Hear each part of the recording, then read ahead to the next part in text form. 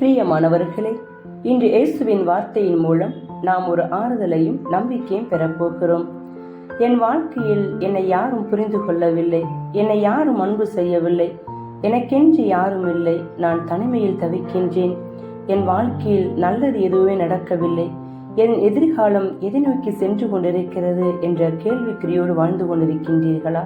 இதோ இயேசு கூறும் செய்தியை கேளுங்கள். என் பிள்ளைகளை, உங்களுக்காக நான் வைத்திருக்கும் திட்டங்கள் எனக்கு தெரியும் அன்றோ?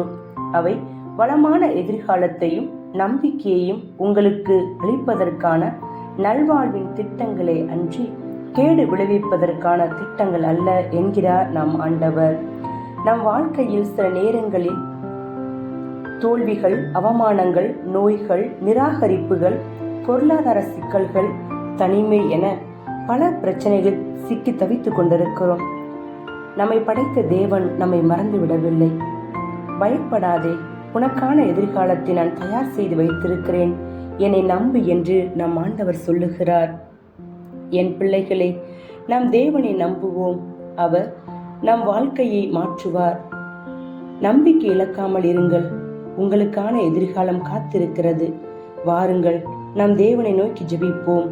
அன்பு இயேசுவே, நீங்கள் என் வாழ்க்கையில் வைத்துள்ள திட்டங்கள் எனக்கு நன்மையானவை என்பதை நினைத்து நான் நன்றி செலுத்துகிறேன். நான் கடந்து வந்த பிரச்சனைகளிலிருந்து என்னை மீட்டதற்காய் நன்றி. என் எதிர்காலம் உம்முடைய கரங்களில் இருக்கிறது என்பதை அறிந்து இனி நான் பயப்படாமல் நடக்க அருள் தாரும். நான் வலிமையோடும் வல்லமையோடும் செயல்பட அருள் தாரும். இயேசுவே, எனது துன்பங்கள், பிரச்சனைகள், தனிமை, நோய், பொருளாதார சிக்கல்கள் எல்லாவற்றிலும் என்னோடு இருந்து என்னை வழிநடத்தும். ஆமேன்.